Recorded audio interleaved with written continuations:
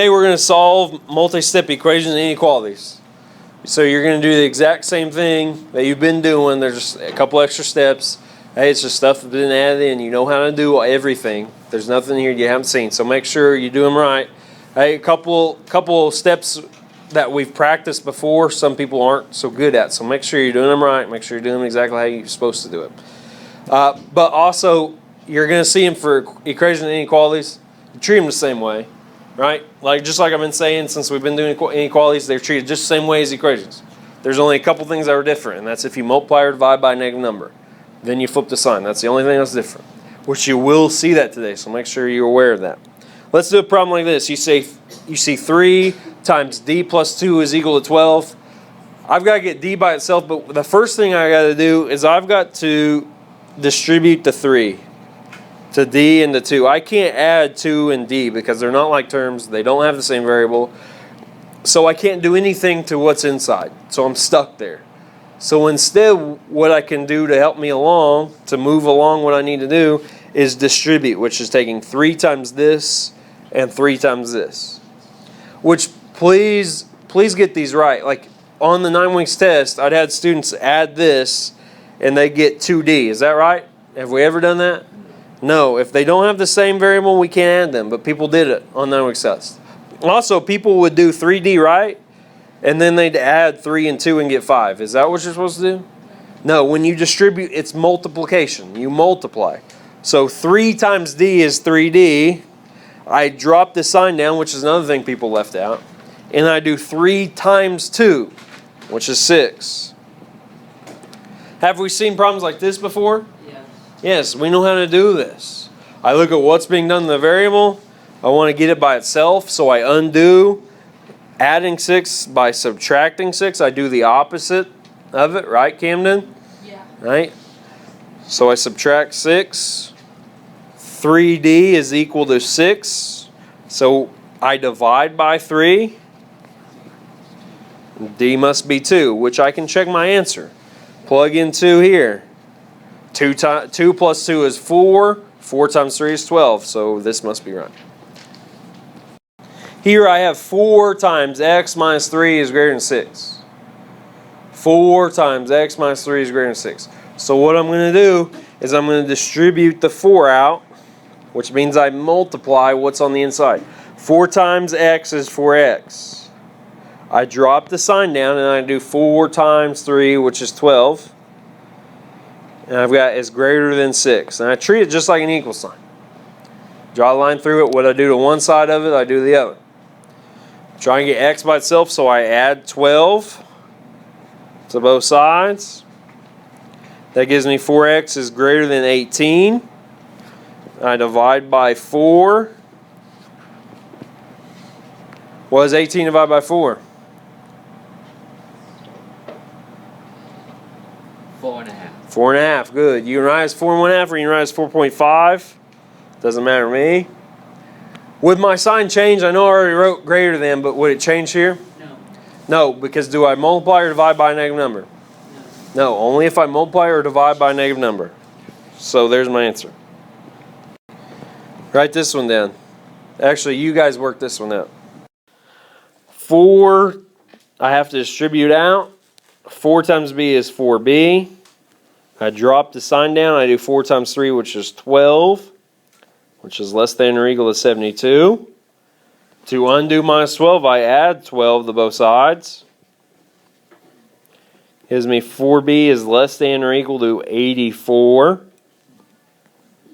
You should have that. And then if you divide by 4, b is less than or equal to 21. All right. On a problem like this, I see distribute property on both sides. I see where I need to distribute on both sides. That's okay. That's not a problem. I know how to do it. On the left side, I take 4 times x, and I take 4 times 5. On the right side, I do 3 times 2x, which anytime that happens, I just multiply the numbers in front. The variable doesn't change. It stays there. And I do 3 times 4, which is 12. Now, I want to combine like terms. We've seen problems like this before. I want to combine like terms. I want to move one of the x's to the other side. It doesn't matter which, right? If you can, I prefer you move the smaller one, but we've seen on homework where that's not always the case. If you had, like, if plus 20 was gone, and there was just 4x on this side and 6x plus 12 on this side, you wouldn't want to move 4x to this side, because all of a sudden you've got to move that over there. That's a lot of extra work. 3 extra steps. Okay? Because then you'll have a negative number and you've got to do that. Don't do that. Okay? If this is gone, then move the bigger one. Sometimes you have to. In this case, though, you don't have to. You can move the smaller one. So subtract 4x to both sides. I subtracted because it was positive. If it was negative, I would add it. 20 is equal to 2x plus 12. Nothing we haven't seen before. I see I need to subtract 12 to both sides. Gives me 8 is equal to 2x. So I divide by 2. X must be 4. Alright, easy enough, right? Yep. Okay. Write this down. When I have a problem like this, do I do anything different? Do I treat it any differently than I would if it was equal sign? No, I just work it out. But I remember in the back of my head, hey, if I multiply or divide by a negative number, I say change the sign. So make sure you're aware of that. But in most cases, right, that's not going to happen. So I distribute the 4 to the A and the 4 to the 3. I get 5A minus 8 is greater than or equal to 4A minus 12. I'm going to move the smaller one because I can. Because it works. So I subtract 4A to both sides. 5A minus 4A is A. You can write 1A, but that's redundant. It's not necessary. A minus 8 is greater than or equal to negative 12, so I add 8 to both sides. A is greater than or equal to negative 4. So what this means, A could be anything from negative 4 up. If you wanted to plug in a number, I would suggest plugging in 0. Guess what? This will equal, or this will be a true statement. Right? So when we're solving, all we've done so far is we've always solved for either one answer or a set of numbers. This would give you a set of numbers, right? Anything bigger than 4 or equal to 4, negative 4. The problem before it was x equals 4. So the only number that worked for x was 4. If you plugged in 5, would that have worked? No. If you plugged in 10, would that have worked? No. So when you're solving equations, there's only one answer. Except for 2 special cases, which here they are. So write this down. Now, they're not going to tell you these are special problems. They're just going to throw them in with all the others. So you're not going to know, but when you see it, when you see a certain point, hey, I know my answer is going to be slightly different than what I'm used to. All right? Here I would just work it out. I'd distribute the 3 out.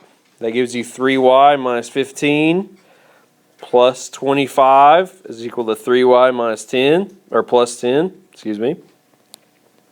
I see like terms. Before I do anything, I simplify everything I can on each side. Well, here I have like terms, negative 15 and 25. So I would add those. What is negative 15 plus 25? 10. Positive 10, right? Yeah. So 3y plus 10 is equal to 3y plus 10. Now, my goal is always to get the variable by itself. When I've got on opposite sides, I move one to the other. Doesn't matter which, you'll still get the same answer. So I'm going to move 3y over. Oh, but then I must have done something wrong, because I got rid of both variables. That's okay. Right? I write down what's left. 10 is equal to 10. Is this a true statement? Yeah. Yes, it is. Does 10 equal 10? Yes. So 10's not my answer. Here's what my answer is. And you write it one of 2 ways. I'll write both. All numbers, or you can write it this way with the little shortcut. Either one I'll take. Why do you think it's all numbers? What does that mean? There's no variables. Hey, it's not necessarily no variables. There's a variable in there. I see why, right? Hey, okay, it's equal on both sides, and no matter what I do to y, and no matter what I plug in, whether it's 0 or 1 or 2 or 3 or 5 or 10 or -1 and -2 and -10 and -1000, it's still going to be equal on both sides. So it doesn't matter what y is, it's always going to be a true statement. So it says all numbers. That's why my answer is all numbers, because it doesn't matter. No matter what you plug in, because you can see here, 3y cancels itself out. So no matter what y is, they're going to get rid of each other. You're always going to be left with an equal on both sides. Like I was saying earlier, well, all we've ever done is solve for one number or a set of numbers with inequalities that made it a true statement. The two problems before, when we found that x was equal to 4, I could plug anything in for x, but would that make it a true statement? No, the only thing that made it true was 4, right? I solved for the only number that made that work. Here, it doesn't matter what you plug in. They're all going to work. That's why it's all numbers. Does that make sense? All right, write this problem down. All right, so let's distribute. Let's simplify. Do as much as I can on each side of the equal sign. 2 times 2s would be 4s. 2 times 3 would be 6. And then I've got minus 9s. And then on the other side, I've got negative 5s minus 14. Now, before I can move stuff over, I want to combine like terms. I want to simplify. I want to do as much as possible. So I've got 4s and negative 9s. What does that equal? What's 4s minus 9s? Negative 5s. Good. Plus 6. So, I just want to move the variable one side. It doesn't matter which one I pick. So I'm going to add 5s to both sides. I got rid of them again. That's okay. I drop down what's left. And make sure you write it out, because some people will just stop there, right, and then they'll get it wrong. Right? Just because you get rid of the variable doesn't mean you know what the answer is yet. I've got negative 14 equal to 6. Is this a true statement? No. Does negative 14 ever equal 6? No. Does 6 ever equal negative 14? No. Is there anything I can do to negative 14 that when I do the same thing to 6 is going to make these equal? No, never. Because what I do on one side, I got to do the other. So it will never equal. So that's a problem, right? Here's my answer for that. And it can be 3 different answers. All right? Which one of them I know everybody's going to go with. The first one is this. They say it's empty set. They also call it null, but they'll say empty set. Or you can write no solution. That means the same thing. It means there's not an answer. Or you can write this, which is the exact same thing. For empty set, it's actually the symbol for empty set, and it's an O with a line through it like that. That just means empty set. That's the symbol for empty set. That's the one I would go with. What does that mean? No solution, empty set, no. What does all that mean? Why would I write that when I have an answer like this? Negative 14 is not equal to 6. It's not equal. Okay? They're not equal, but why would my answer be no solution? Okay? No matter what I plug in for S, they will never equal each other. It is just determined, the way they wrote it, the way they came up with this problem is that no matter what I plug in for S, there is not going to be a number that works. The problem before, it didn't matter what it was. It was one of those deals where it works out every time. Doesn't matter what you plug in. Here, it doesn't matter what you plug in either, because it won't ever work out. That's why it's empty set or no solution. No matter what you plug in for S is going to work. If you don't believe me, plug in a bunch of numbers. Plug in 0, plug in 1, plug in 50, plug in 1,000. Then go backwards. Do negative 1, do negative 50. It'll never work. All right? Because the variables cancel itself out, whatever you multiply in there, whatever you throw in there is going to get rid of itself. It cancels out. It will never equal. So that's why it's no solution. Does that make sense? All right. Here's your homework assignment for today.